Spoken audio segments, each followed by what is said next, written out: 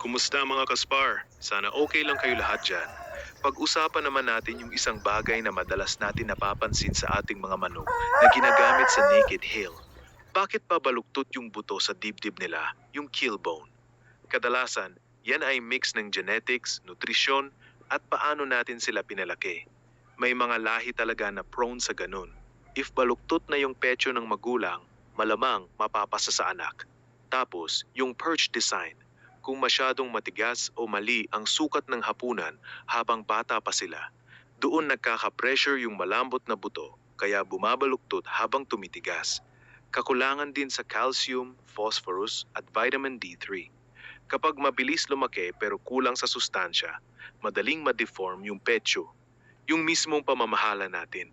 Kung nakakulong sa semento o matigas na sahig na walang sapat na bedding, lalong lumalala yung pressure sa dibdib nila. Pati sa incubation, kung mali ang temp o humidity, may depekto na agad mula pa sa pagkapisa. Sa naked hill kasi, diretso at matibay yung pecho ang kailangan para sa balanse at proteksyon kapag tinamaan sila.